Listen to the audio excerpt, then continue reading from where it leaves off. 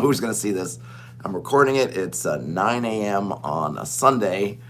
ArcaneCon.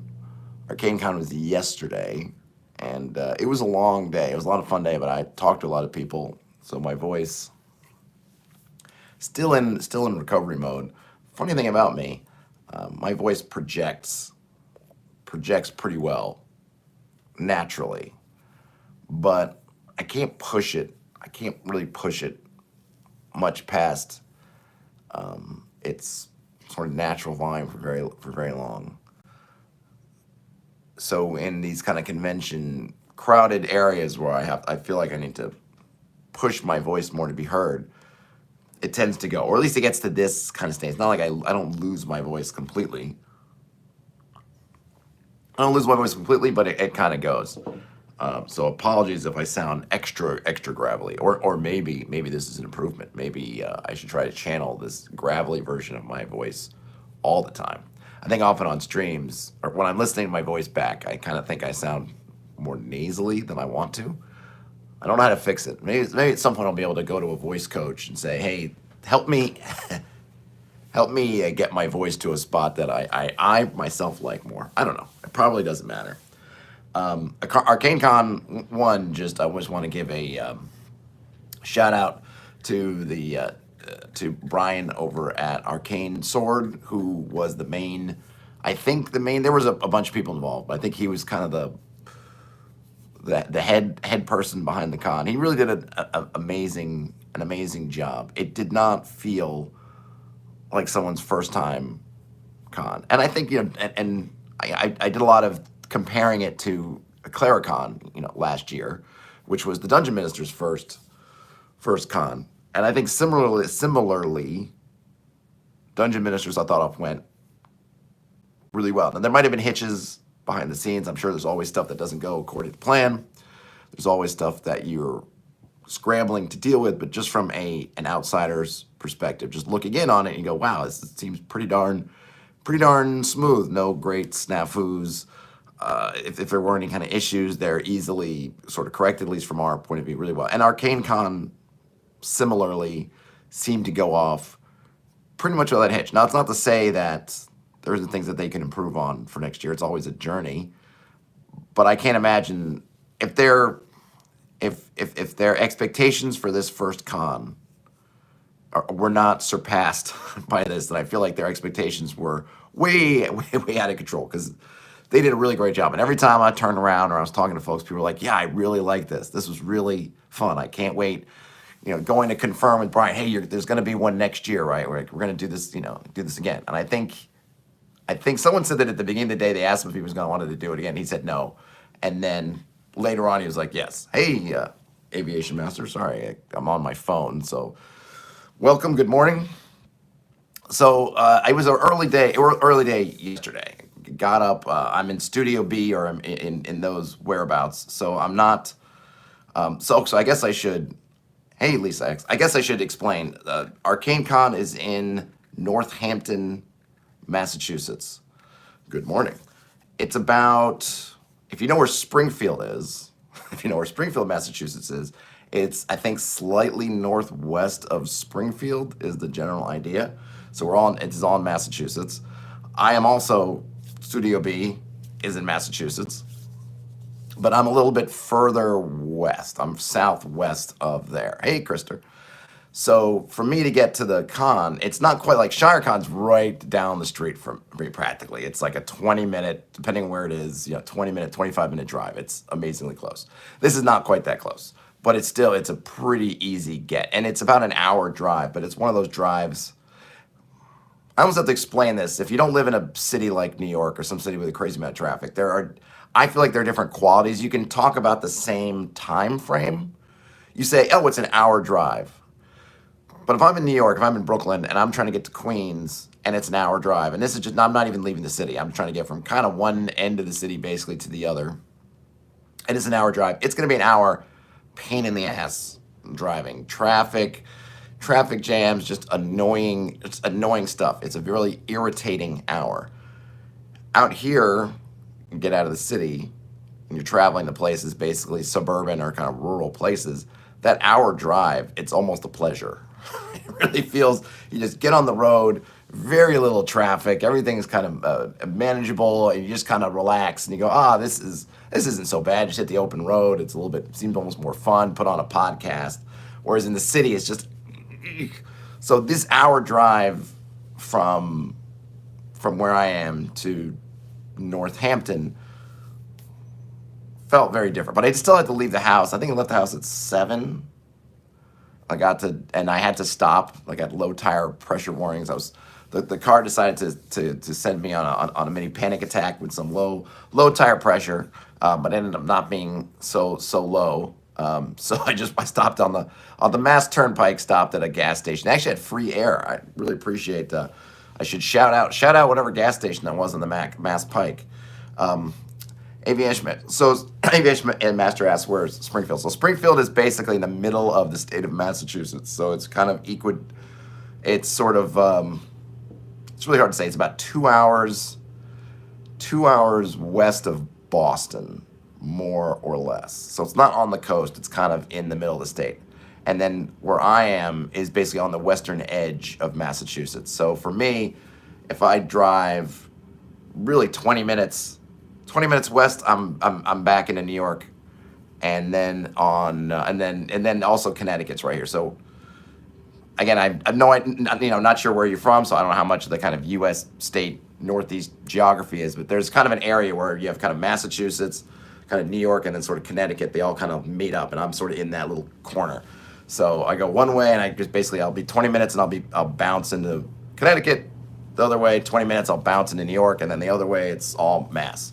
Oh, Wisconsin! Wow. So, yeah, I need to get to. At some point, I'm going to get over that way, because I want to go to GaryCon and some of the other cons that are out that direction. But super, Lisa, should you subscribe? I don't know, Lisa. Do you enjoy gaming videos or tabletop role playing game videos? If so, maybe. If not, probably not, because it's not going to be your thing. So just from a con standpoint, a great job. They found a great location. I feel like there's these kind of con checklists that I'm starting to think about. Oh, Hudson. Nice. Oh, Hudson. I was thinking of Hudson, New York. Hudson, Wisconsin. I have no idea where Hudson, Wisconsin is, but I saw Hudson, and I'm like, oh, New York. Is there a Hudson, Wisconsin? Are you in Hudson, New York? Is there a Hudson, Wisconsin? Did Henry Hudson make it over to Wisconsin? I think he got into Canada, right? Hudson Bay. So there's kind of a con checklist that I think is coming together for me. So these are all they're kind of micro cons. I would say if you were going to estimate how many people were at ArcaneCon yesterday, probably 200 people, I would say, would be the upper tier. It was probably around 150, but if someone told me 200, I would say, oh yeah, that makes sense. If somebody said 100, I'd say, okay, that probably makes sense too, right? So somewhere in that mess. So that's kind of the scale of the con. So we're not talking about even something like a GaryCon North Texas or Gamehole Con, whatever. It's kind of a smaller con. And with these kind of smaller cons, you're not doing it in a hotel. These cons like ClaraCon, like ShireCon, and now this ArcaneCon, it's not in a hotel. It's not in a spot like that. So they're picking community type locations. Those kind of, what do they call, third? I don't know, I was talking to Daniel. He was talking about these third spaces kind of thing. So, ClaraCon's at a church. ArcaneCon was in a church. ShireCon was in a VFW. That kind of thing. Oh, I see. All right, by Minnesota. Okay. I'm curious what the Hudson connection, if it's just someone else named Hudson, or if there's a Henry Hudson connection to that area of the world, of the States, I should say. And I made some coffee. I'm drinking some coffee here for the working man. So you're in this kind of community center type space, and theirs is right on the main street of Northampton, I guess. But what's nice about it is, so you had a coffee shop that's actually kind of a tabletop-oriented coffee shop, which is very cool. And there was food options right there. There's tons of parking, and a lot of it long-term parking. And I'm coming from New York City, where if you park in New York City, say in Manhattan, if you're not lucky enough to get the freebie parking, which you got to be pretty lucky some days to get it, if you have to park in a garage or something of that nature, you're talking, I mean, I don't even know at this point because we try to avoid it, but at least at least $40, I would say. You're probably like, hey, if you can get a $40 deal, that's probably a good deal all day. I appreciate it, Lisa. You're 40, like that's a good deal. I got into the parking lot at about 8:15, and I just I just loaded up, and I was like all day, whatever. I just hit like max from 8:15 to 7 p.m. and the total charge is like $2, $2.50. I mean, you can't even look at a parking meter in New York practically for that much. I mean, in New York City, even in a very a neighborhood like where I'm in Brooklyn, street parking, you might get a couple hours for $2.50 or whatever, but certainly not getting, 9 hours or 10 hours or whatever it was of parking. So it's a really great kind of spot to have the con. We weren't in the main church. I think we were in they have a couple of buildings that are kind of stuck together. Best live stream ever. And it was kind of in one of the side buildings, and the rooms actually had really good acoustics, or the main room where the tables were actually had very good acoustics for doing this kind of gaming. Oddly enough, I think because it wasn't echoey, the walls seemed to kind of absorb the sound, and it just meant that. So I ran a game in the first session in the morning, and it was pretty packed. I think all the tables were full. I don't remember seeing any that weren't in this kind of room. It wasn't totally enclosed. It was open, and they had some other spots, but in some places, if you've played in some kind of buildings, and ShireCon last year had this issue when they played in theater, some of the rooms can be very, very echoey, very, very, just the sound just building up on the sound until you're practically shouting to be heard, and it can be overloaded. And yeah, nothing. Yeah, acoustics are super important. So this room, for whatever reason, I don't know the ins and the outs. At least I don't worry about it. I don't worry about it. I don't know about the ins and the outs, but it is. Hey, Terrence, it just acoustically it just worked. This wasn't like it was not a sound treated room. It had fairly high ceilings, kind of sort of I don't know steepled ceilings, but it just works. So you could kind of play, have a good time. They had some vendors. The nice thing with these cons too is I guess in this area, there's a few, it's always funny when you see all these, I guess the Northeast and kind of New England, New York also, there's really a bunch of people who are making kind of indie games. So Yochai Gal, he lives, so that's Karen, if you're not familiar. He lives, Connecticut. He lives in Northampton or thereabouts. The Arcane Sword guys live in Northampton. I haven't looked at their book yet. I will. There's a few folks, I forget the fellow's name, I need to remind myself, who wrote Valley of the Flowers, this kind of Arthurian, but sort of post-Arthur, sort of fairy tale kind of setting. He's in that area. I ran into guys who live in my neighborhood in Brooklyn. We're sitting there, and it's one of those things where we're sitting there, and at this kind of there was a bit of an after gathering, and they're like, "Oh yeah, these guys are from Brooklyn." I'm like, "Oh cool, I'm in Brooklyn too." And we start going this thing where you go, "Oh, like, well, where in Brooklyn?" And I like, "Oh yeah, I'm in by Park Slope." I'm by Park Slope. And it's like, oh, that's interesting. Well, where are you at? And I'm like, I'm right here. And it's like, I'm a block away. Like they're literally they're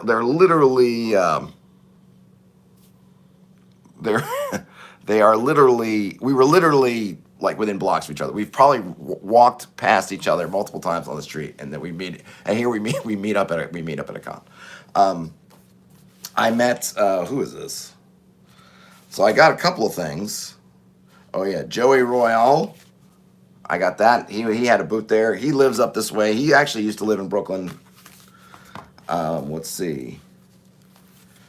Joe Lewis, he was there too. He gave me a copy of his Nightmare of Ragged Hollow from excited for it, and also this other book.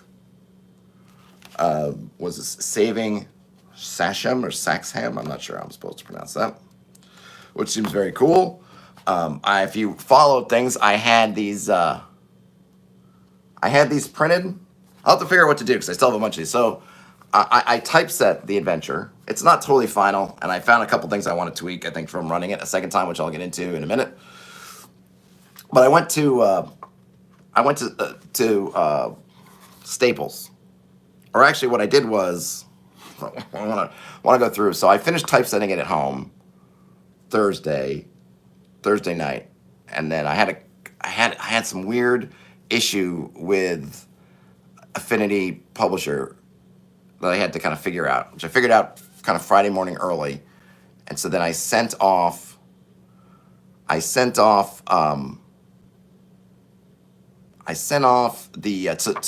Staples, but I sent it to Staples here in Massachusetts as opposed to Staples in Brooklyn. That way I could hit the road, because it's like a 3.5 hour, it could be like a 3 to 4 hour drive.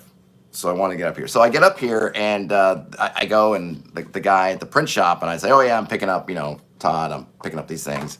And he pulls out this kind of sort of a big, kind of a larger sort of box. And he's telling me, oh yeah, I think these came out really well, which they did. They did come out well. But he opens it up, and there's, there's a whole pile of them. Hey, Tonka Todd, hashtag Team Todd.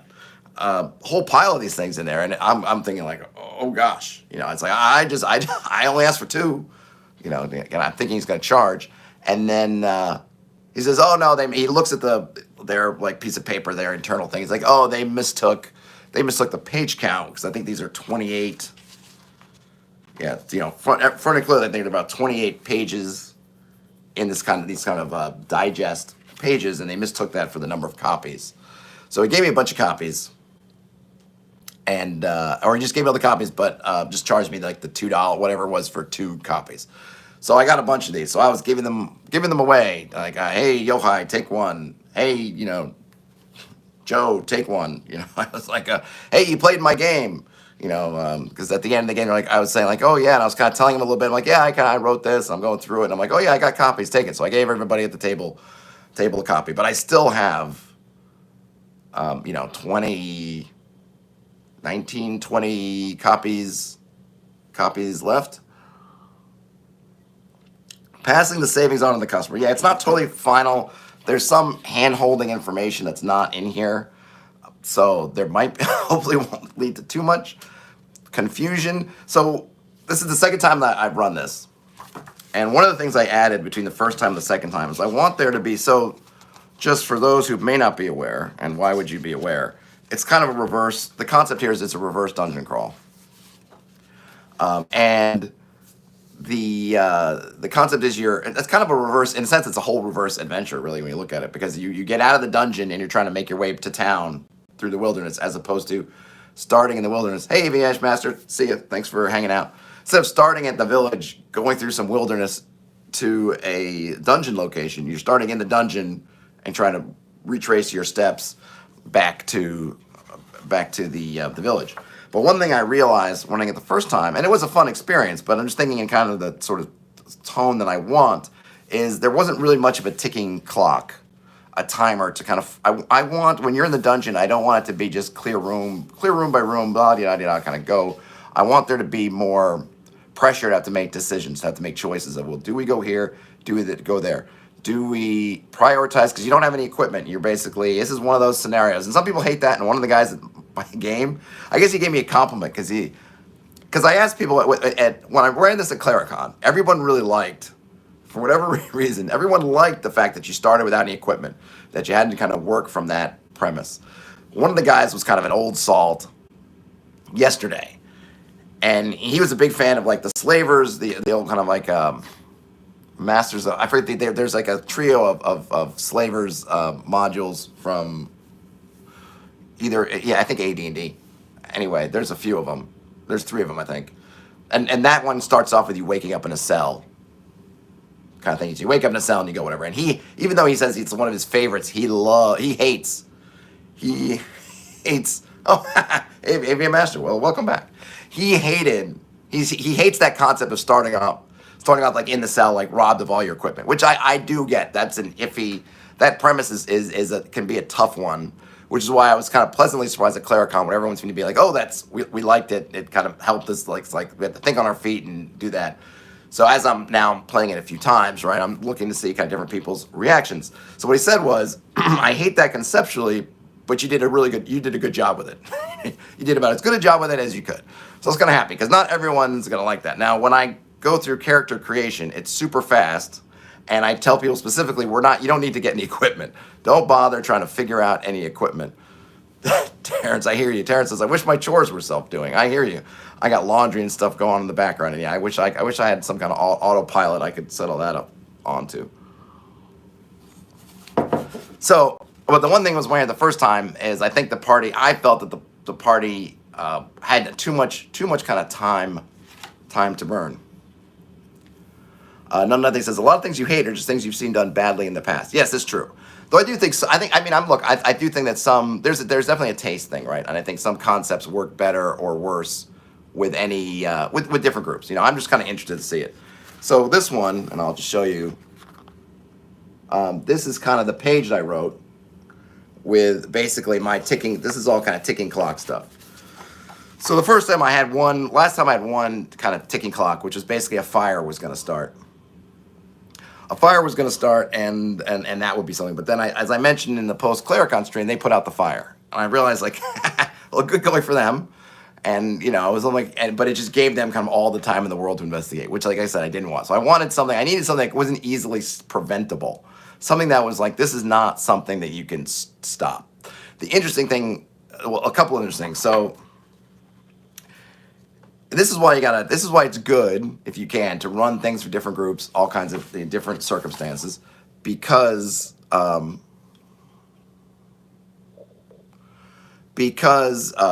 you see you always different decision points. So I have a map. I'll just show the map really quick. The map of this dungeon. It's a very simple little dungeon. It's not complicated. Basically has, three levels, and you start in this room here. All right. So you have a couple of directions you can go. Stairs going up. Stairs. You can go up. You can go down, or you can go to one side where there's some things going on. And it really changes sort of the flavor of things depending on which way you go. Now, the first group I ran it through, they investigated. They went this way. They investigated this stuff. Now, there's a prisoner in one of these cells that's got some information stuff you can rescue. There's a little bit of a combat, but there's basically a body in this well that's got some gear on it. There's a corpse in here that also has some gear. There's a body here that has some gear on it.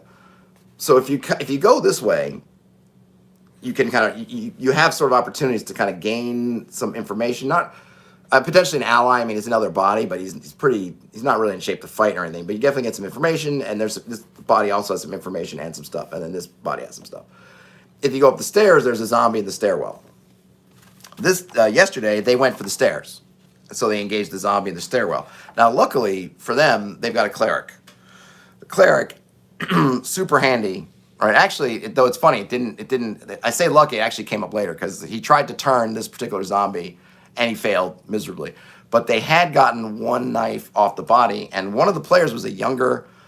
He was wearing a mask, so I'm not sure how young. I mean, he was pretty young. I think he was an adult, but it looked like he had kind of a baby face, but hard to tell with the mask. Anyway, he definitely seemed like more of a. He was kind of into it. He's the only one who kind of named his character. Everyone was just kind of what? We didn't call him. Ended up not calling his elf by their name because I just couldn't remember, and it was just easier to go elf because we had basically one elf, one dwarf, one magic user, and or was it two magic users? Yeah, no, cleric, right? So we had elf, cleric, dwarf, magic user. So I would go magic user. What do you? Just easier for me. Probably next time I should do the naming thing, but it was for ease of use. I was just magic user. What do you do? Elf, you're up. Kind of thing. But he had named his character elf, and he grabbed the dagger, and he went up and kind of got in there, and the old salt was kind of funny because I play it, especially if I'm playing these kind of con kind of things. I'm playing kind of fast and loose. So when the dwarf went and got one of the candles off the wall and kind of shoved it in the zombie's face, I rolled to see.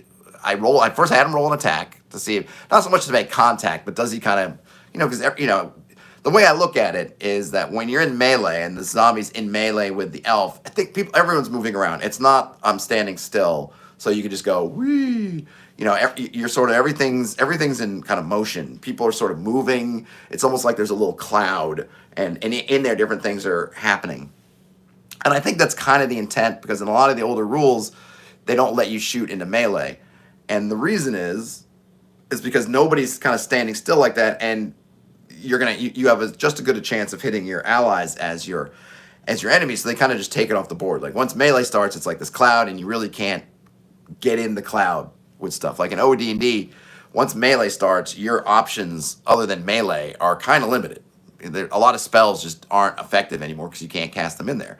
I like what Lamentations of the Flame Princess did, which was say, we'll let you fire in there, but it's going to be basically 50-50 chance of you hitting anybody, or even chances of whoever's in the melee you're going to hit. So I thought that was a nice compromise. In any case, I had to make an attack roll, and the attack roll worked. So I rolled, what did I roll? I think I rolled some kind of, did I roll a morale check or some kind of reaction? I rolled like a 2d6 check to see what would happen, and I think I got like a positive roll, which I think for the positive roll, I pretty much played up like positive for the player, so that and I like the idea in kind of a Hammer horror type thing is, that fire is a defense against at least weaker undead kind of thing. So I was like, all right, so that kind of caused the zombie then just sort of didn't run away or anything. It wasn't a turn, but it sort of gave them pause. They sort of stepped, they kind of caught them off guard for a second, then that kind of gave them the edge. They ended up taking down the zombie. But then they went up, but then while this is happening, the cleric decided to run upstairs, and upstairs in the area above it's a single room that's a big storeroom where some cultists, the kind of cultists are fighting the zombies, and he went to turn again, and those zombies fled, and they ended up basically bringing in the two cultists who again I rolled a good. This cleric comes up, and I have to work in the name. He invented this order of Saint Idris. He's like, oh, by the power of Saint Idris, whatever. And I rolled a reaction roll, and given that these guys were, given that these guys were on the loot, they were in bad shape. They just seen this cleric come in and turn these things. They kind of just submitted to the party, even though there was two of them, and I think at first there was just the one player, and then the other guys came up, but some of them weren't unarmed, and they recognized the party that these were the people they were going to sacrifice, kind of thing. But and so the party was able to get a lot of information that way, and then kind of use those guys as sort of cannon fodder, pretty much for the rest of the adventure. At one point they ran away, but they couldn't really get very far, so the party caught up to them again, and it was just like, hey, get back in line, kind of thing. The other thing that was funny, or interesting, I guess you should say, so I mentioned, right, I got this ticking clock, things are sort of happening, and here's the other thing when you're running these games that I've come to grips with. I don't try to sweat it too much. You're gonna miss stuff. I didn't nail everything in the adventure. There's stuff I forgot because I just got caught up in the moment because I'm kind of I know the adventure, and I wrote it. I've been editing it a bunch. I've been typesetting it, so I've been reading through it. But still, I missed things. I missed there's supposed to be a blood splatter on the floor, that kind of trail that leads off, and I totally forgot about that. Some of the events on my ticking clock I did out of order because I kind of forgot about them, or I forgot to check. Whoops, over here. Right? I missed them. And I think when you're running a game, really in any time you're running a game, and I think particularly in these kind of things, you just can't sweat it. And I know that comes up for rules and things when people are playing games like Old School Essentials, or really could be any game. You can get really bogged down in trying to get all the details right, getting all the rules right, and you kind of got to let it go because you're going to make those mistakes. And if I had stopped and said, nope, I got to shut things down and retcon because I forgot this thing, like that just brings all the momentum just to a halt. And you just, don't do that, right? So you just got to kind of make some stuff up, figure out how to jam it, or just let it go. Hey, okay, yeah, I forgot there was something to be there. It's like, oh yeah, I forgot to mention that because when I gave the elf player, I was like, here's the copy, just read through. It's like, oh, we missed that. And I think some of it was like, I think I forgot to describe, because there were a couple times I had to catch myself. Oh no, wait, there's also this thing over here that I forgot to mention. And it is what it is. Like none of it was adventure breaking or anything like that, right? And you just kind of got to go, next time I run it, I'll try to remember. I'll probably forget something else. I think you just got to have faith in your material that is robust enough that if you accidentally forget a screw or something when you're putting it together, it's not going to fall apart like, super cheap furniture. It's got enough, the foundations and everything, the frame is good enough that it will carry through. And not to say this is an amazing adventure by any means, but there's enough going on that you forget a thing or two. Okay, it's fine, right? And the party doesn't take every opportunity or stuff anyhow. But the other thing is, so I got this ticking clock going, and I'm I'm talking, there's some tremors and things are happening, a couple things I forget, whatever. And they get to the top where they're about to leave this. So you're in a fort. You start off in the bowels of a fort, and then you come out into like the ground floor of the fort, and then out into the wilderness map's actually on the wrong side. Out here. So they're about to leave and kind of come out of the ground floor, and the elf thinks, which is not, again, this is where you got to kind of just, this is where you have to just think about what the choices and things you have. Anyway, let me see if I explain this. They're about to kind of get out, and there was a third level of the dungeon they had not gone to, and I think that's fine. It's just one of those choices that the party has. Do you, which I like. What do you prioritize? Do you want to go down and check out what's down there because there might be resources down there, but there might also be horrible things down there too, or both. So do you take that risk? You understand you're in a dungeon, so you're thinking, well, I probably need to go up to get out. So of course, going up is closer to getting out, which is true, right? So you have these different choices, and I put these ticking clocks in to try to help motivate you to make those kinds of choices, but to be kind of quicker about it. They're about to leave, and the elf goes, because now that they had some tremors and some stuff's happening, really just tremors, and I think that I had this one guy start screaming. So things are happening, and they understand. They've gotten, like, in like talking to them afterwards, they got that they were on the clock, so they got that. Well, I was like, good, because that's what I want.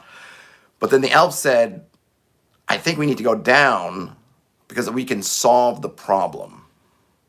And this was interesting because the other group did not ever think about we can fix it. And this group too, like the old Saul, there was a lot of times where he was very funny to watch. Not all the players, they could see his faces and things, but I'm looking down the table at everybody so I could see. And, sometimes, especially the younger guy would have, and a couple times the other people would have some choices they're making, and he would just kind of smirk, or he would just be like, shake his head. So some things he would just be like, and this was kind of one of them, but he was not doing it in a bad way. He was rolling with it a bit, and it was funny because he would go on these little kind of history lesson tangents, which were interesting, talking about, at one point he's like, hey, do you mind if I just stop for a second and explain something about this in OD&D or whatever? I'm like, hey man, go ahead. So he would talk about that, and anyway, he's kind of shaking his head, but the elf's like, yeah, we could solve it. Let's go back down and solve it. And I think someone else kind of got on board, and they ended up going back down. So they ended up going back down to that third level of the dungeon, and it does allow them to get some more stuff. And they were moving pretty quickly. And again, I was forgetting some of my timers. That they were able to do stuff kind of in good time, so to speak. But it was funny because I had not thought about that. And like I said, you can't. I'm sure this is part of it because I'm just close to it, right? So I think if this was somebody else's and I read this on stream, I might very well have commented like, well, what happens if they try to go solve it, right? In this case, I was like, what happens when they try to go solve it? Well, it's not a solvable problem. Do I? Oh, Terrence is asking Aviation Master if he plays RPGs on a plane. That would be pretty cool. It's not a solvable problem, but what worked out was, and I'd gotten this note when I was working on the game. There's a kind of there's a corpse in the basement in one of these oubliettes in a pit, and as I wrote him up, he's kind of caught between. They tried some kind of ritual on them, and it didn't quite make them an undead, but it didn't quite just allow them to die either. They're kind of caught in this between space, and at some point they'd scratched their name on the rock, and I think if you said their name or something, then the corpse will answer a couple questions for you before it finally gives it up. Like that was it was sort of locked there. So they get down, and I think someone would give me the note that you should just tell them, or something like you should just tell them about the question, like don't do the name thing. Well, I didn't do that because the guy dropped down. It was the elf dropped down into the pit, and he saw the name, and he just said it. He's like, "Oh, Brian," like I say it out loud, and then I had the guy go like, not getting up or anything, not threatening, but just kind of, I am stuck between worlds. You can ask me 3 questions. And the great thing about that, as it turned out, was that one of the elf's questions, it might have been maybe his second question was, how do we stop it? How do we stop what's happening here? And that was perfect. I was able to tell them, you can't. And so then they didn't, because then that kind of took them what could have been a whole tangent, potentially, of them. Now, presumably, if I'd done a better job or I'd gotten on track with my timer stuff, they would have run out of time to do that because the place starts literally collapsing and they would have to make a mad dash to get out. So that, in a sense, it would have sort of solved itself. in a way.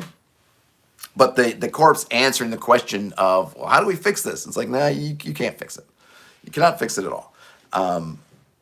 Was good. So that was like, okay, that kind of clarified that we have to kind of escape. The other thing that didn't come up the first time, it came up this time, was there's a so when you get out into this bottom level of the keep, in this area here, there's basically a whole melee happening between a bunch of undead zombies and also a couple of zombie horses, a couple of zombie dogs, and some cultists.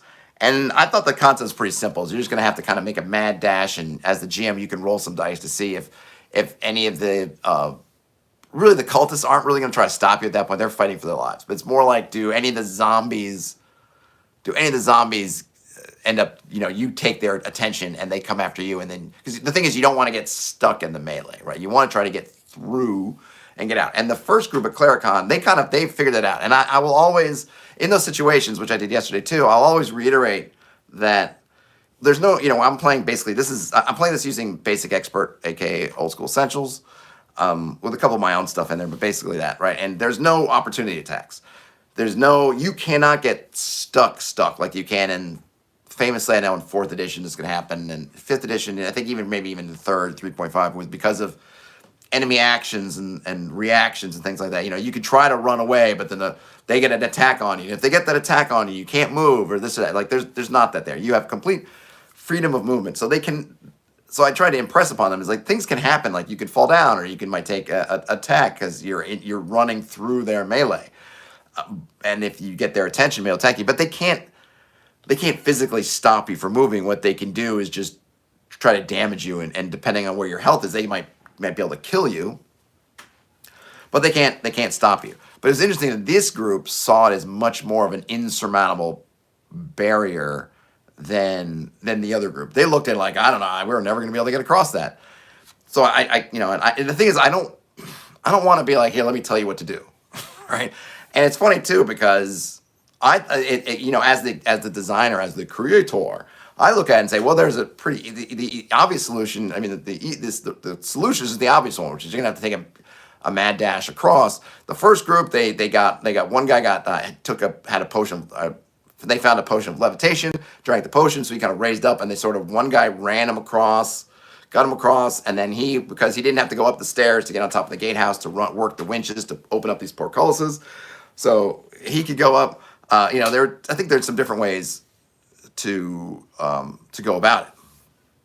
There are probably actually even some other ways I could think about where you could try to get out, or try to get to a side wall and have, if you've got the potion of levitation, which this group does, they also found it.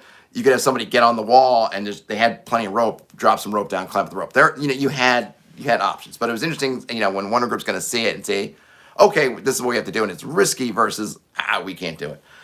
Terrence says sometimes you got to spell it out. Yeah, I mean yes. I think for the style I'm trying to do is like I'm not trying to do that. Like I'm not going to write down here's all things you do. Like I really am going to trust to players and really whoever's running this at their table to know how much they need to spell it out. But in a con game, especially when I don't know how familiar people are with, say, BX or these kind of games, like I do want to spell and say, hey, because I said like this, I'm just talking about, what I said to them is like, look, I'm just talking mechanically. I'm not saying what you need to do, whatever, but just mechanically speaking, they cannot stop you from moving. They can hit you and hurt you and maybe kill you, but they can't stop you. There's nothing in the game mechanically that says you're going to run and they're going to be able to get in your way and they're going to keep hitting you and you're not going to be able to move. It's not that, right? So whatever else they can do, just know that you can always try to move through or move, around.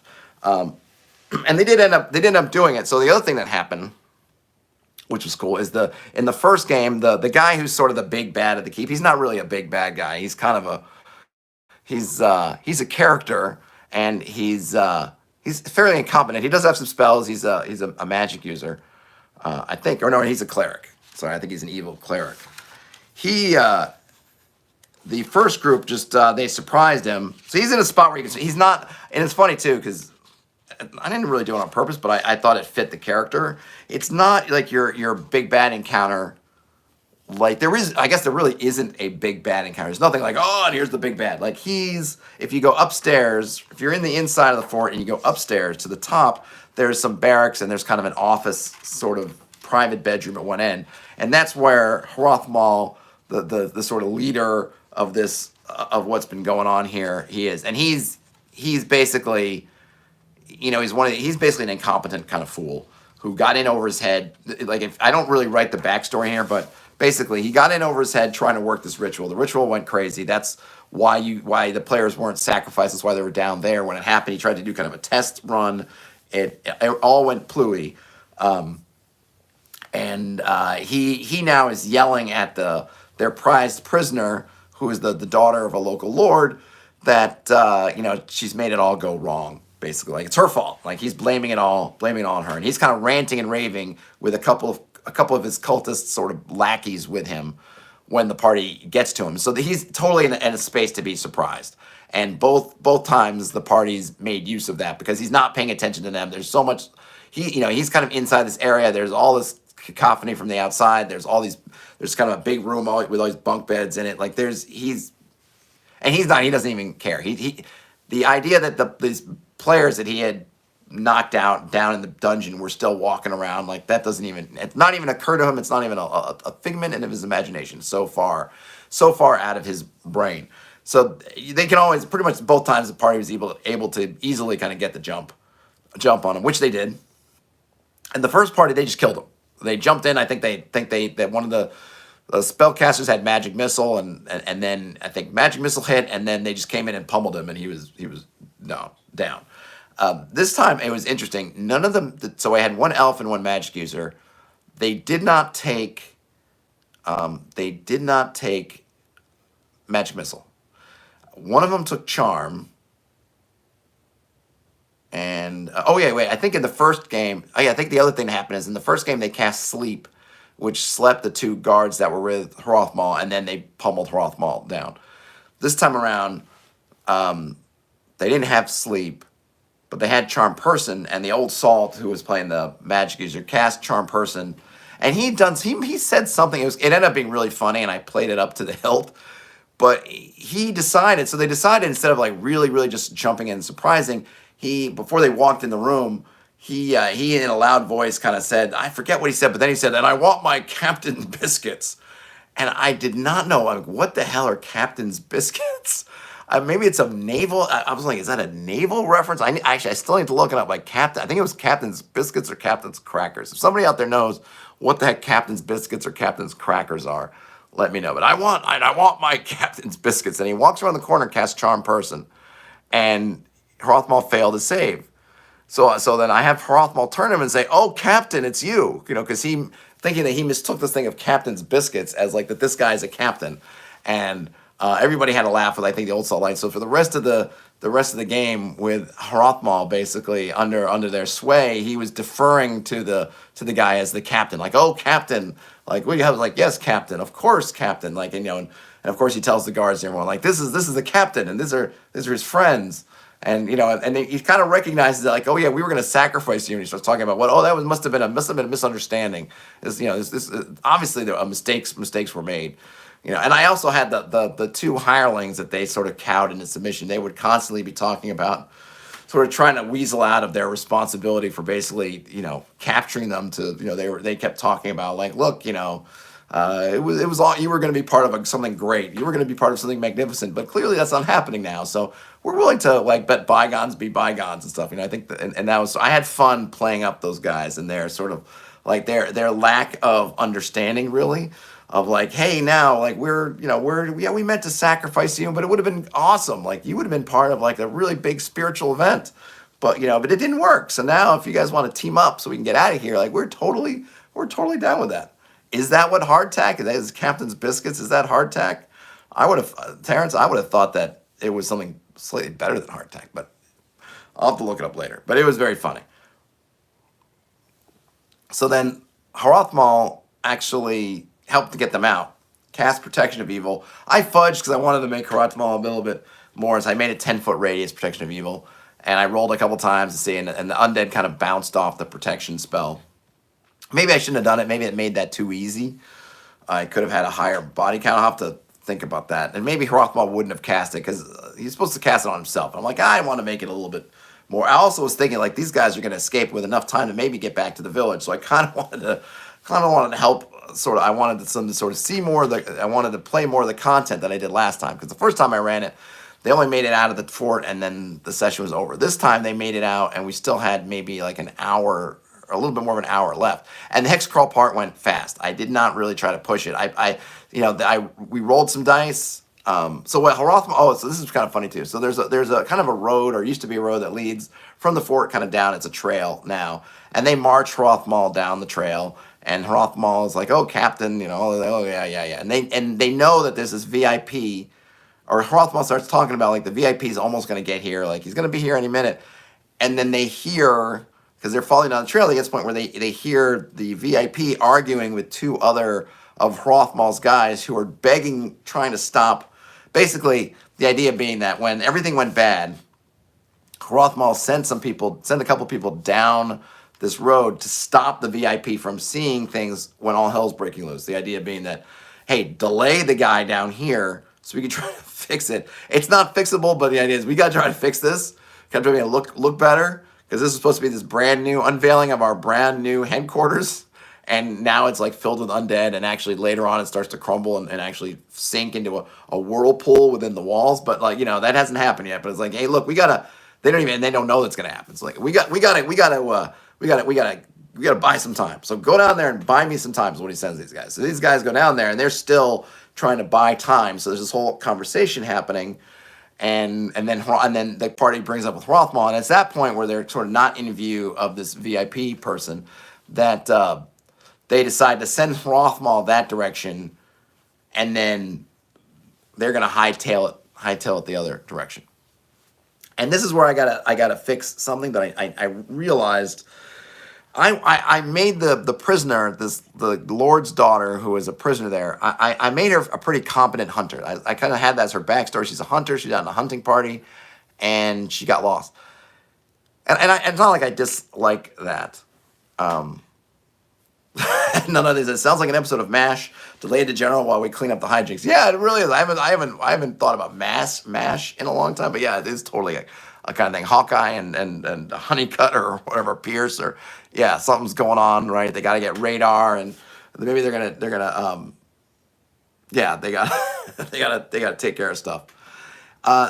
What I didn't think about was that they started leaning on the Lord's daughter. It's like, well, do you know your way around here? It's like, yeah, I'm a hunter. Like, I think I can get us back. And that was a mistake. And I realized it almost as soon as it came out of my mouth. I said, I shouldn't have done that. Hey, Grumpy Old Slam. Because in doing so, what they ended up doing was saying, well, lead us back. And it took the decision-making kind of out of their hands and sort of put it into my hands via her. And it was just like the way I set up is hard, especially in the moment. Like, well, how do I can't just say like, well, I kind of know the way back, but then sort of I make it so I don't know the way back. So it's like I'm trying to figure out like how. And so I tried to have her give choices to them and have them choose. And I was like, well, we can try to scale the cliffs, or we can do this. We can one way or the other way. But it felt a lot like I was leading them more than I wanted to. So I need to figure out how to tweak the story a little bit so that maybe she's still kind of muddled where she knows essentially where they are, but her head's not right. Something to make it so that they need to kind of take the lead still, because she ended up being like, okay, we'll do kind of these things. And they were all too happy to follow, but I don't want them to follow. I don't want it to be like, okay, the NPC's leading you around. So I don't want to make her an incompetent, because one option is just to make her an idiot who doesn't know anything. But I don't really want to do that. I feel like that gets a little bit overused, and we have enough idiots there. Between Hrothmar and these cultists, like there are a lot of kind of idiotic, especially because I kind of play up their moroncy, their moronness. That I don't want everybody to be like that. So maybe I just got to make it that she's got some kind of drugs in her system. Yeah, Ray Brian says coconut's fallen now. She's got amnesia. Yeah. Carried by a swallow. Yeah, I look it up, see a swallow, two swallows with a string between them flying off. So I think I got to make her more sort of addled by whatever Hrothmar's been doing to her, so that she's capable of going and can give them some basics. I don't mind if she gives them basic things, but not too much information. So I need to, I'll tweak that. And then, I ran the hex crawl kind of like I suggested run the hex crawl. Like it's not, you can't know how long it's going to take. And it didn't take them very long. They ended up, I've got this kind of swamp giant and this sort of field of things. And I didn't, I could have done things like, oh, we entered the swamp, you end up in that garden. But I didn't, because I'm like this, I rolled for kind of encounters, and I got a couple things where they got kind of signs of the giant, but of course they didn't want to deal with a giant. They have barely any equipment. They're like, most of them are barefoot. They're kind of sloshing around through here. Like they're trying to get like as far away. So of course they're not like, I don't engage, right? And then lucky enough, I rolled another encounter, which was the Nixies. So they heard the Nixies singing, and then I had a funny moment where like they're singing, "Kill the giant, kill the giant." Right, and I think that's something I think is a good idea. So something I did that I liked, or I did, and I think as a player I would appreciate it, and I think I'll have to think more about doing these sorts of things. So we had this elf player, right? So he encounters Nixies. They can't see the Nixies yet, but they can hear the Nixies singing. Nothing says giving choices is a good way to mitigate the mistake. Yes, I agree. They hear the Nixies singing. And the ladies, she's like, I don't know what that is. The Nixies are fey creatures.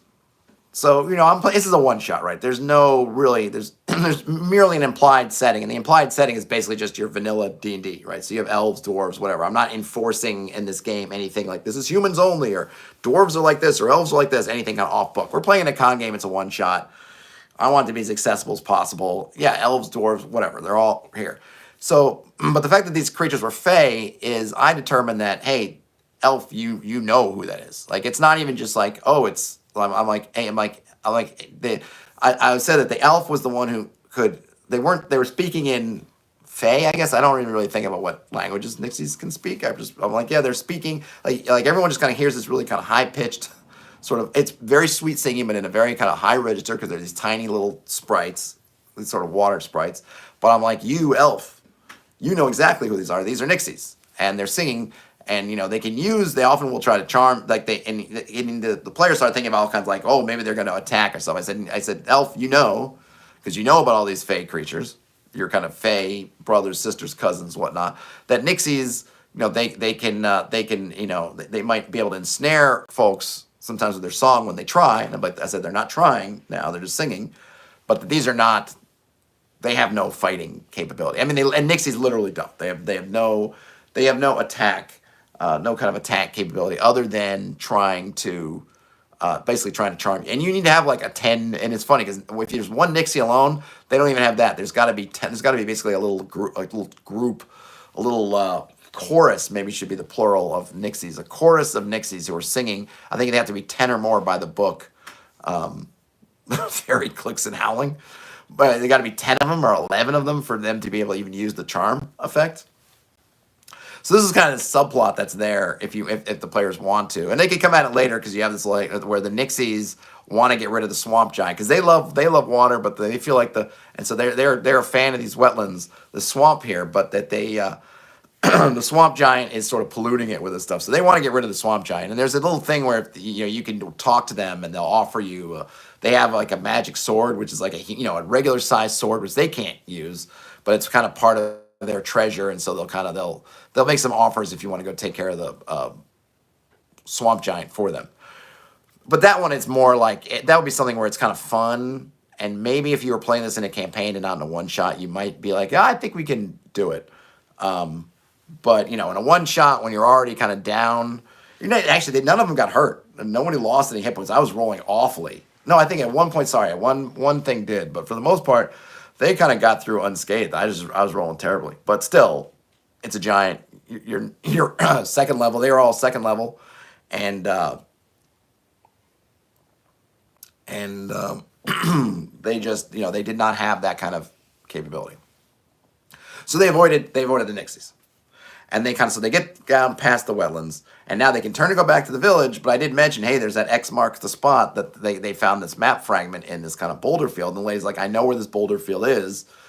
I don't know where in it this X is gonna be, but I know where the boulder field is. So they went, and they ended up one of the wands that they picked up was a wand of magic detection, and I might change it. It seems kind of, I don't know. I'm sure. Look, in a regular game, it would be useful, but I like that the old salt guy had it, and he wanted to use it basically like a dowsing rod.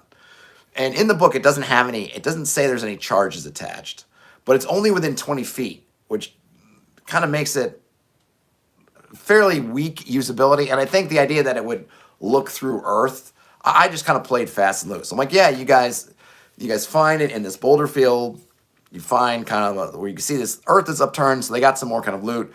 And it's funny because this was Hrothmal told them about it, didn't tell them where it was, but told them when they showed him the map, like what's at X marks the spot. He told them this is kind of like a cache of stuff that the cult might need, so they put it there.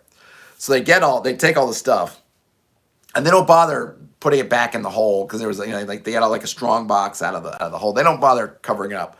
And then they were leaving the boulder field. I rolled a random encounter, and then it was cultists. So I thought, like, I don't know if this would be a fun if it would turn out to be sort of a fun final kind of encounter, but they come across this cultist, and I mentioned how Hrothmal is being in front of them. He's got his mouth has been his hands are tied. He's got a gag in his mouth. He's still trying to talk to presumably blame somebody else. And I said that you can hear kind of muffled him making a lot of references to a captain. But the guys behind him, including the VIP, are not paying any attention, and they're kind of leading him into the boulder field. And I just imagined that my idea was that they went the longer way, and Hrothmal and told the guy, like, hey, like, you can't go to don't go to the keep, like, it's whatever. And they were gonna go, like, but I think Hrothmal's trying to buy time. And my idea was he's trying to buy time. He's trying to buy a way out. So he tells the guy, like, look, we got to cache the stuff. Let's go grab the stuff. Let me show you kind of like all the good I've been doing and kind of thing. And we can try to figure out how to save the bad situation. So they kind of roll up, but the party's able to hide behind, because there's this boulder field, all these rocks. So the party was able to hide kind of behind there, and they just let him go through. But they enjoyed it, because as soon as they pass out of sight, the party kind of takes off, and they're like, oh gosh, like any minute now we're going to hear some kind of screaming. And of course, that's when one of the players goes, oh yeah, and we didn't even cover up. We didn't put back any of this stuff, so they're just going to show up at this boulder, and it's going to be all dug up with the chest open and everything missing. And I have Hrothmal like his final cry into the sky, Captain, as he's screaming, whatever happens to him. And then they basically got to town, and we ended about 20 minutes early, because look, the hex scroll is going to kind of, like, I always say that, and I try to, I got to live my. I say it and I believe it. I didn't try to force the hex crawl to be like a monster crawl. If they avoided stuff, they avoided stuff. The one thing I meant to do is I didn't think about, and again, I forgot. I should have done what I didn't do was I didn't factor in. They were basically able to do everything in a day, and it might have been possible, but I think they should have had to spend. Night should have fallen. I think maybe in the boulder field. There should have been, like, enough time had passed. I should have gone into at least evening, and they should have made some choices. Hey, see ya, Aviation Master. So I didn't do that. But, you just forget. You forget about things. And, you just got to kind of go with the flow.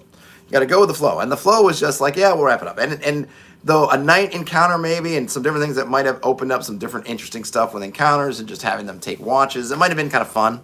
But at the same time, I think they had fun. Anyway, all the feedback at the end of the session was positive. Like I said, the old salt guy's like, I really don't like, because I asked him, hey, what do you guys think about the having no kind of weapons and things? And he's like, I really don't like that, but you did about it. He was like, I hate it, but you did about as good a job as you can. And one of the other players, I think it was the younger guy, the elf player, said something along the lines of, like, well, we didn't have anything, but, like, there was stuff around to get, which is what I want. Like, I'm not trying to be a jerk. I don't like the idea, like they do in a lot of, I feel like in computer games they do that. You escape from a cell, and there happens to be, like, the bag of all your equipment is right in the next room or something. Like, I didn't want that. I like the idea that there's some scarcity. I like the fact that you might be, heck, in ArcaneCon, Tristan from Heroes and Homebrew was playing, and he picked up in one of the cells, there was a wooden bowl, and he's thwacking people with the wooden bowl because he didn't have anything else. And, like, I like that. And then later on, you catch something, you grab a weapon, and then you go. None of the guys are armored, so everyone's kind of armor class 9. There's one guy had a leather kind of leather jacket on, and so they took that. Brian says the Force tutorial feeling is real. Yes, that stuff. And nothing says all the captain stuff sounds like fun improv. It was. I had a lot of fun hamming it. I had a lot of fun hamming it up as the 2 cultists that they kind of they forced to join them, and Hrothmall with his whole captain stick. I hammed it up a lot, and it was a lot of fun. Oh, captain, captain, and then the 2 cultists, when they would talk to them, and I was I'd say that's just what we believe, we're not bad, and then, I thought it was fun. It definitely, I think it added something, and that's the fun of kind of running these games, right? So you don't know, the first group Hrothmall didn't get to speak. He was knocked out as soon as he got entered in the game. Really, he was thwarted and gone. And this time, I got to have a lot of fun playing him. The first time the first group that those 2 initial cultists they run into, they let them go, and the cultists end up being eaten by zombies that got turned. Because I was thinking about that. The first time I ran the game, they turned these zombies in the storeroom. The zombies run up and out because they got to get as far away from the cleric as they can. So they run up and out into the hall that's above, which is kind of like the way out. And then later on, they let I forget whatever, they just kind of let the cultists go because they didn't think they'd be really useful for anything. So then the cultists went upstairs and ran back into the zombies they were fighting the first time. And so I just had it, instead of having them fighting it, I'm like, okay, this time they were caught unawares or something happened, and the zombies got them. But then, in this game, they made it all the way out. I'm sure they were punished by their superiors, but they actually got out of the fort, and some other cultists who were fighting in the courtyard also got out, and it didn't hurt the party because the party had charmed Hrothmall. So Hrothmall was telling all these cultists, "Oh, this is the captain," his friends, and they're almost his superiors, right? He's hook, line, and sinker. So all these cultists are just walking with the party down the road, thinking oh yeah, they're kind of with us. And and they're some of them thinking were we gonna sacrifice you? That would have been a mistake if we had done that. We gotta find some new people. And then of course, the sort of off camera scene where Hrothmall meets up with the VIP and his people and is trying to explain to him about the captain and all this stuff. And the guy and the old salt's oh yeah, we're gonna be right behind you, Hrothmall. We're just gonna the excuse they made was they were gonna kill the lady. We're we gotta we can't have any kind of witnesses kind of thing. So we gotta kind of kill her. So we're gonna go that way for a bit, but then we'll be right behind you. And Hrothmall's all right, Captain, that's a great idea. I'll start talking to them and I'll meet you. And so of course, you can just imagine he's trying to tell this whole story about them getting the captain, and these guys are going to be there any minute. Then they never show up. But it was a lot of fun. So I'm really, overall, I'm really happy with this. I got a bunch of these copies still. Like I said, about 20. My daughter said, Daddy, can I have one? And I'm of course you can have one. Well, I still have a bunch. I'll figure out. Maybe I'll do some kind of giveaway. They're not final. It's kind of like another sort of. Like I said, I got a couple more changes I want to make. It's obviously it's not really it's staples. You can see it's not edge to edge or anything like that, but it's all legible and everything. There's some a few supporting things I don't have in here that I think I need to put in to make some things maybe a little bit more sensible. But yeah, it was fun. It was fun running it, and I think I can see now why folks go and want to run these kind of con games because they're a lot of fun. I was a little bit worried about the old salt guy for a hot minute because I run things a little bit. I'm not saying I don't run things super differently, but I just everyone runs things their own way. And when you have somebody who's played the game and has very strongly held ideas of how things should work or how things should be, whatever. Sometimes you feel is this guy going to argue with me? Is he going to kind of roll with the flow of it, or is he going to argue with me every step of the way and make it kind of painful? Because I know, this does this, and I know that, and he didn't. To his credit, there was none of that. And he actually had, and he I think he liked being kind of like this elder statesman because he's definitely older than I am, and he wanted to talk about ghouls. He's can I spend a minute talking about ghouls? You know, I'm like, yeah, we talked about it. And I'm like, yeah, this one creature you fought, like it was, I took the idea of a ghoul, but I put a different spin on it, going back to these Arabian tales of ghouls. He was like, yes. I was like, yeah, 'cause that's why it has like kind of a sort of has a more of a dog kind of canine sort of feel to him, because that hyenas thing kind of comes up from these Arabian sort of myths, and he liked that. Was like, yeah, that like resonated with him. He liked that, you know. And he was talking about the giant scorpions, because one of the henchmen from the cultists they sent to fight these giant scorpions that were on the body in the well, and one of them got bitten. And he actually had a really good idea, which he says that in his game, when someone gets bitten by one of those, he rolls to see which part of their body they were bitten on, and that body part swells up because if you're not aware, giant scorpions in BX, not scorpions, sorry, giant centipedes in BX don't do any damage. They only have this poison, and the poison doesn't kill you, but it's actually really hard. It's like you can't do anything, and it lasts for a long time. So I changed it. It didn't actually come up because none of the PCs got bitten. I changed it so you can kind of make a save to try to do something, so that you're kind of not.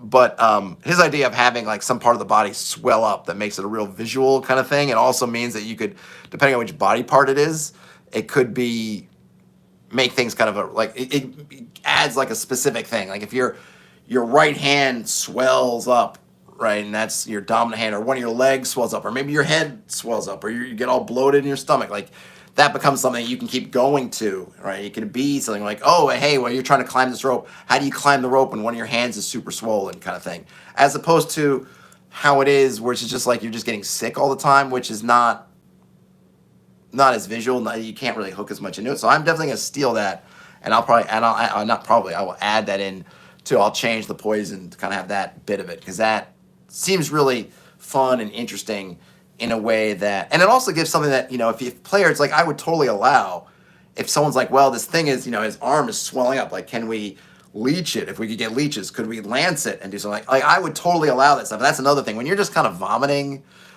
there's not a lot of, well, what can we do? Not really much, right? But I think if you have something that's physical like that, it's a lot more of like, okay, we see something happening, we can try to react and respond to that thing. It might not work. Maybe it'll make things worse. I don't know, but you can try. So I think doing something like that would be kind of really interesting. So I'm definitely going to integrate that. Slon says, if you ever had a limb swell up like that, it's not fun, and you're essentially lugging a useless heavy lump of meat around. Yes, exactly. And it also, and you know, to your point, Slan, as a player, you can kind of grab onto that if you want to have fun playing up the fact that your one leg is swollen up, or your foot, or your knee, or whatever part. Like you kind of have that too. Not that you can't do that with vomiting. You know, I'm sure you can. You can have a lot of fun with, I'm getting sick and vomiting. And I was playing that up with that one hireling. Like kind of they turn around and he'd be vomiting in a corner. And I think when they ran into them after they kind of ran away and they caught back up, the guy's vomiting again. Like I did try to play up that sickness, but I think it would have even been more fun, even if I kept the vomiting parts, if he'd had some like swollen limb or something. Like it could have been, I think it just could have been better. So I definitely really, really like that angle. And I'm gonna add it in. That's it. I ran the first session and I basically just hung out the rest of the day. I posted a picture of it yesterday. I had a nice burger at this place called Local Burger, which I guess is all local meat, local stuff. It was packed, but I got in the right time, so I was able to slide in and get a hamburger, which was very delicious. Like I said, I got a couple things. Joe Lewis. This one in particular, I mean, I'm happy with anything, but this one, a lot of people have talked about this Nightmare Over Ragged Hollow, so I'm going to check that out.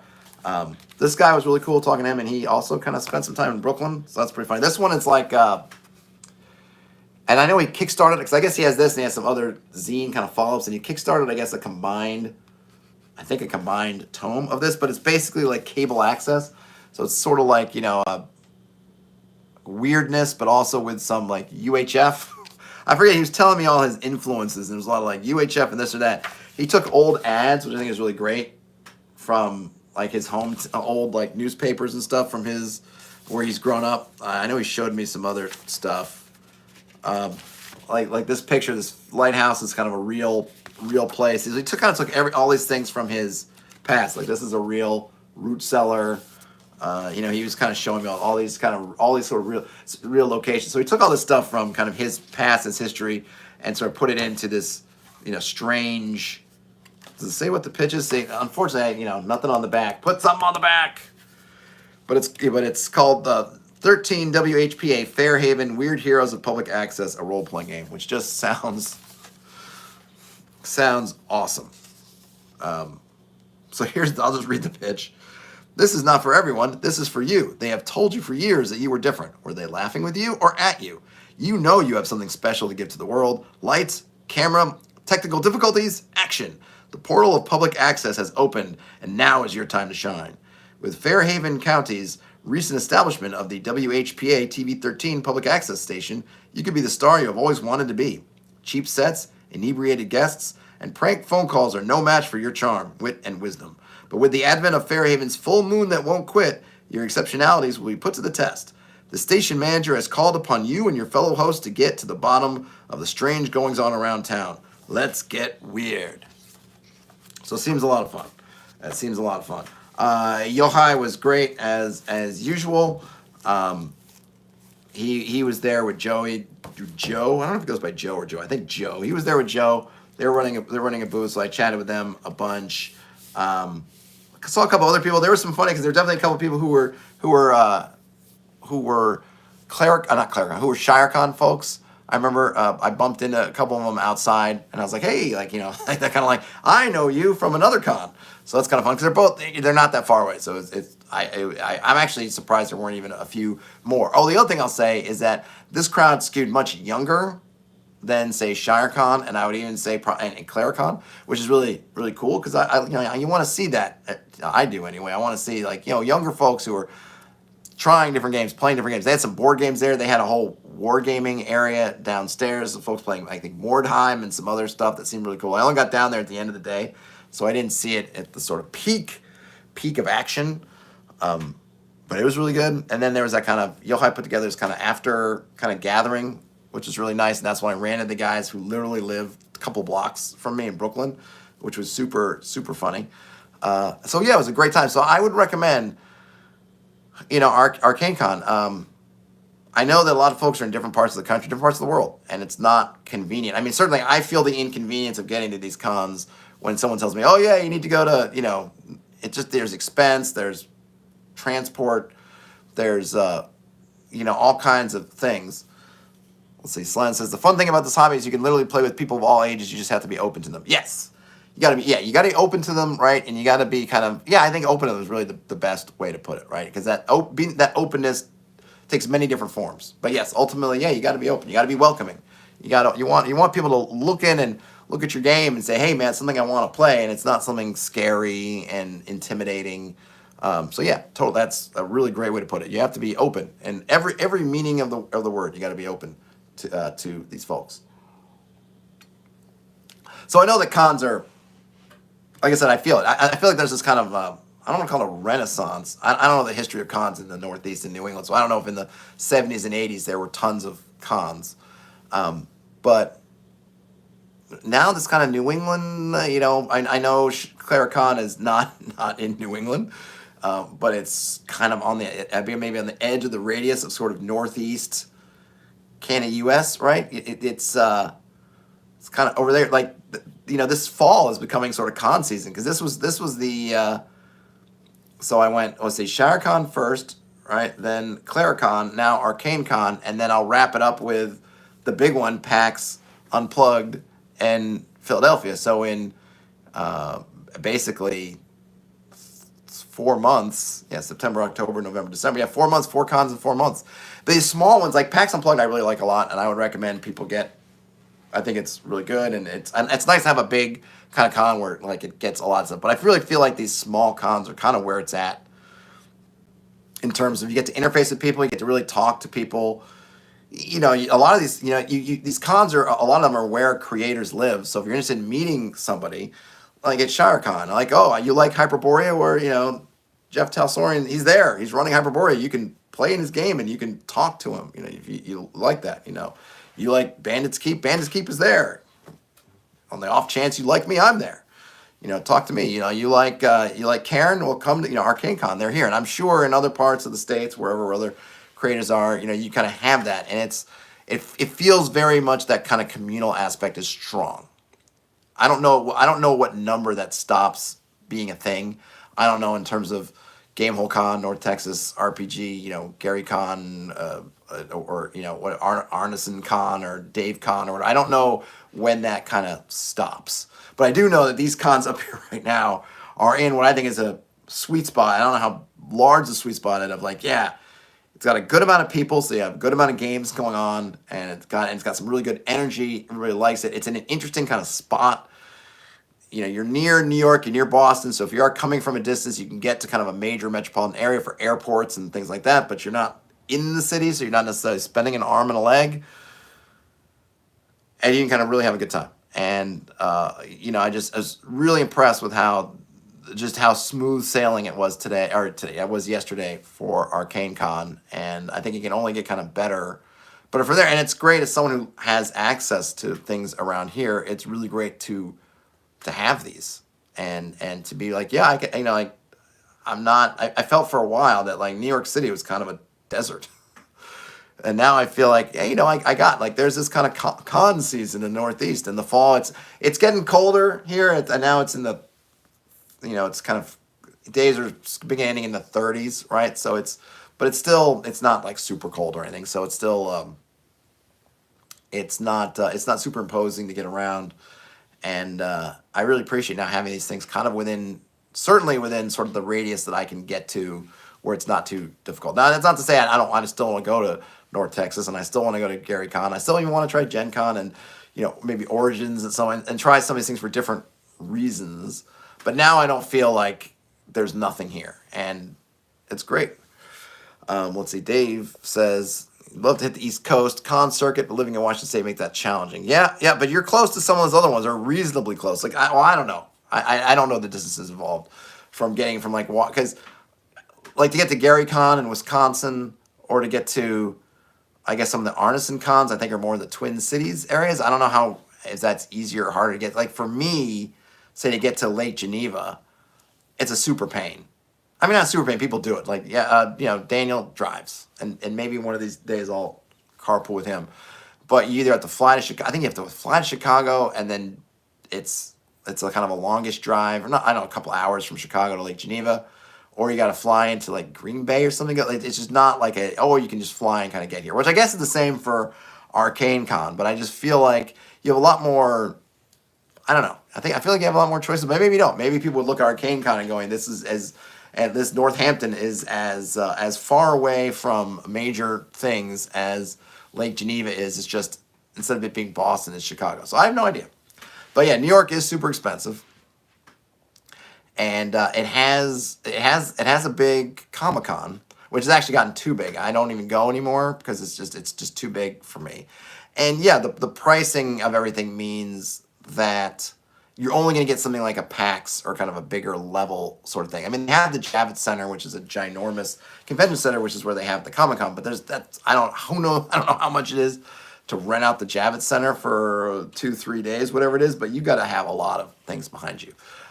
You've got to be a mega corporate event.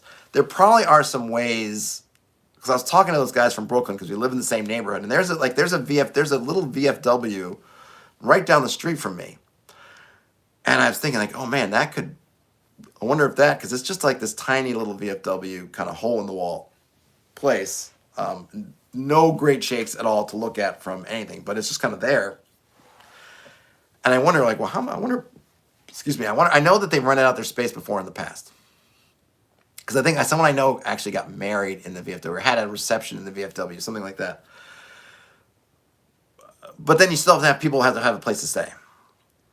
And when you start factoring in, okay, well, maybe we can rent the place for cheap, relatively speaking.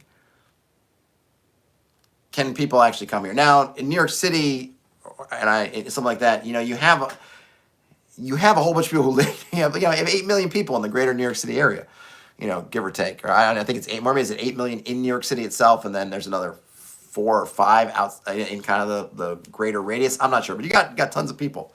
So maybe you just say, well, we rent out the VFW. We'll see what kind of hits we get. If we only get local people, there's plenty. I mean, we can gather enough local people to make it work. That might be a thing. But I always think about like so many people who are in this community who are like watching this or watch other things are spread around. I always think about, well, I want something, hopefully people could come to do it. And New York's a great place to visit, but the pricing can kind of put it out of reach. So I don't know. Or we just have to pick a part of the year when the city's kind of quiet-ish. It's never totally quiet, but like, I don't know, that would be maybe like the midwinter.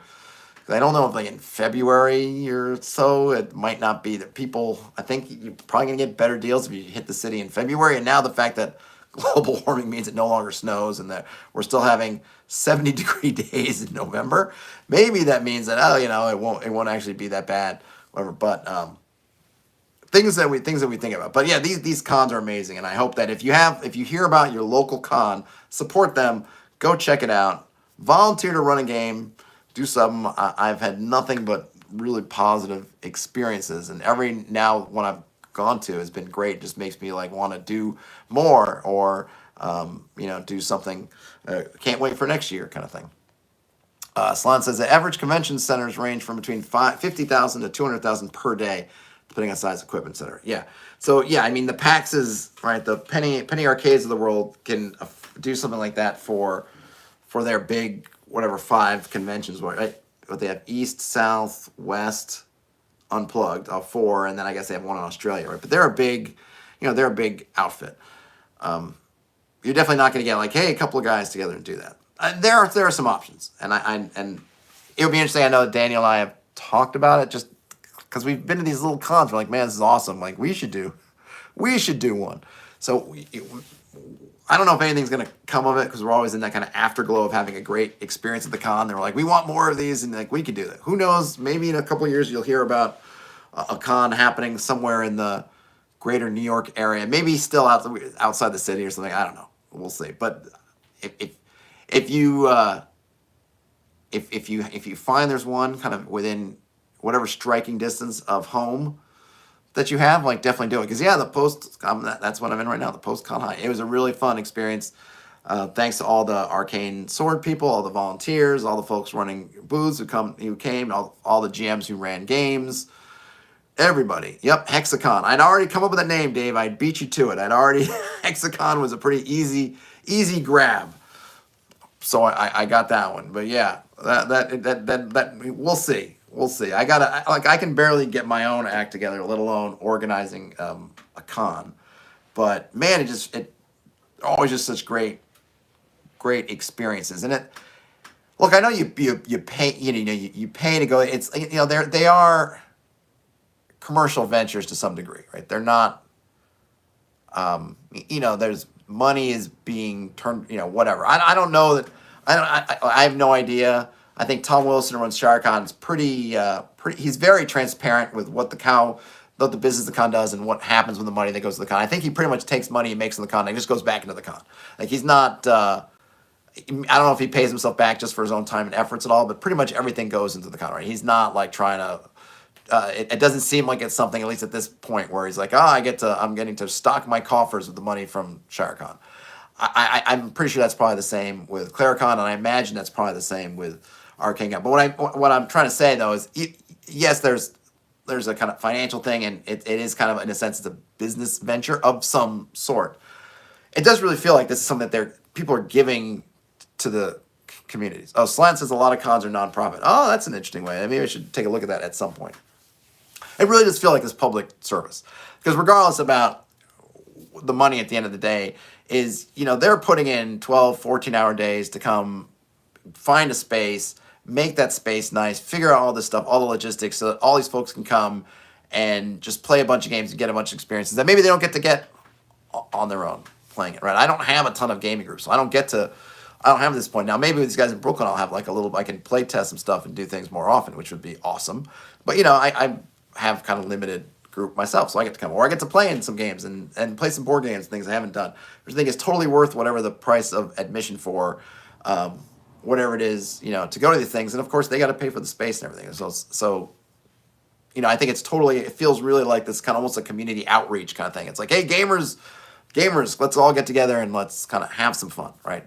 And I think that's why when you come out of these things, you kind of get filled with that same spirit of like, how can I do that? How can I add my own, this fire, this gaming fire that's been lit? How can I keep it going? How can I add fuel to it? I have warmed my own bones by this fire. Now, how can I give back to add some fuel in? So yeah, I feel like that's always that post kind of feeling, which is good, because if I ever come out with these cons and I don't have that kind of thing, then it probably wasn't a positive experience. I will say that like PAX, as much as I enjoy it, I don't come away with that much of that feeling. I think because it's just kind of big and fairly impersonal. I love meeting folks there and like running into people that I see at these cons and all that stuff. But I think that it doesn't burn. It doesn't, that same kind of community sort of thing. It's just too big. It's not there.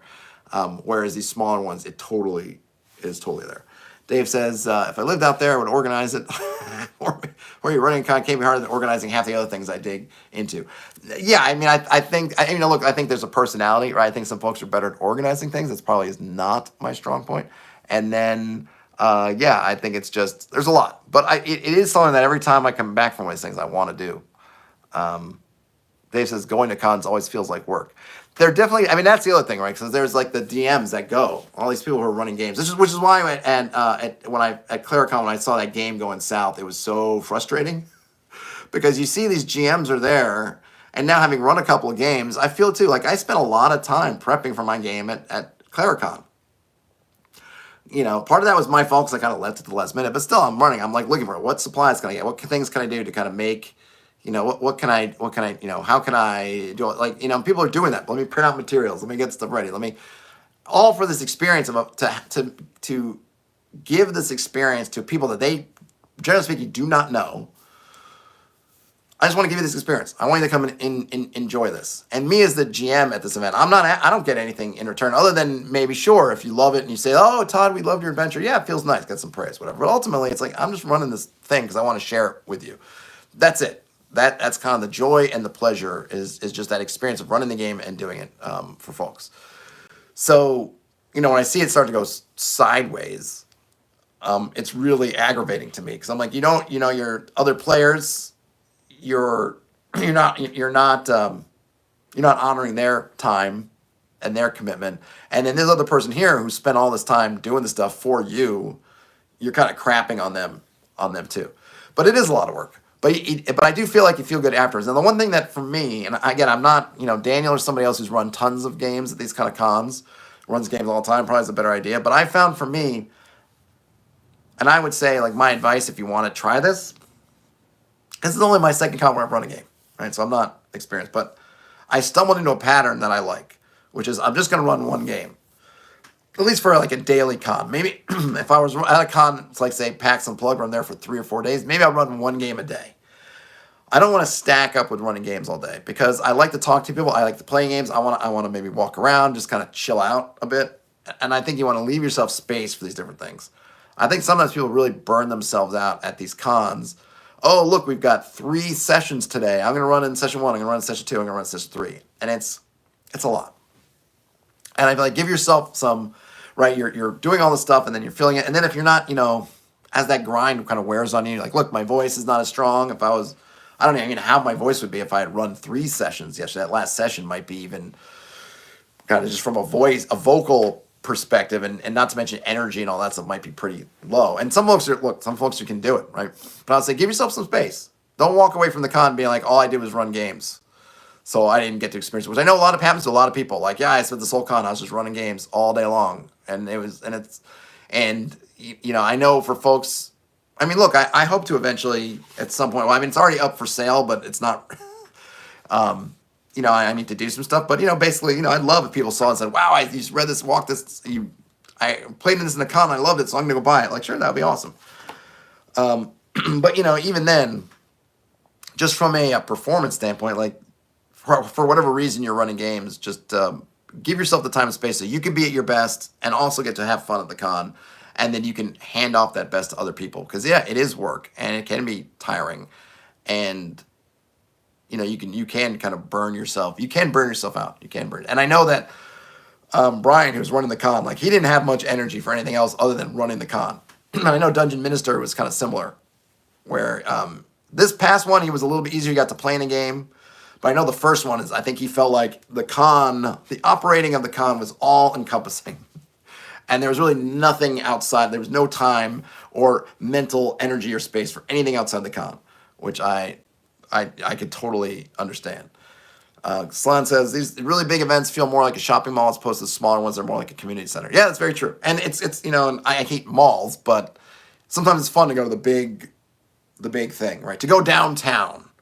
Like I feel like that, like right there. I mean, I live in Brooklyn, which is very kind of neighborhoody, almost feels suburban in a way. I mean, it's not, but it a little bit more of that vibe. And then there's like Manhattan that can feel kind of crazy.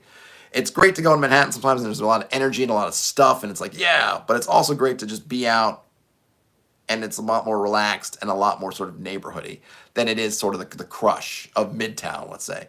And yeah, the big cons are more like being in that crush in Midtown, where it can be fun, but it also can be kind of tiring. It also is a bit impersonal, and it's just got that kind of energy. And then oftentimes it's fun to be in these smaller ones where it's like, hey, yeah, we're just in the community center, or we're in the local park or a local coffee shop or something like that. Dave says, as a designer, I burn myself out every time. Well, yeah, you gotta watch out for that. Gotta watch out. Well, all right, folks. Thanks for hanging out and listening to me wax philosophical, poetical, some other kind of ulls about the con. I had a great time. I gotta close up shop here on on Studio B, finishing laundry and do some vacuuming and do some kind of cleanup stuff. Yeah, I can't wait for the next one. I mean, PAX Unplugged is in less than a month, or right around in a month. So they're coming around the corner, and then it'll be kind of I'll be a sort of at a calm, I get the calm moment. But yeah, I need to kind of keep this energy and try to figure out some more I can do in this kind of communal area, because I really think it's powerful. Like these streams are kind of communal. That's maybe the closest I get to sort of community sort of stuff. But it'd be great to do more and kind of try to give back and kind of grow this sort of thing. And I hope that, like I said, if you see this stuff happening in your neck of the woods, participate, go, run games, play games. You know, help it grow. Help these flowers grow. All right, folks, that's all I got. Thanks all for hanging out. Game on, and I will talk to you later. Oh, where's the end button? Bye now.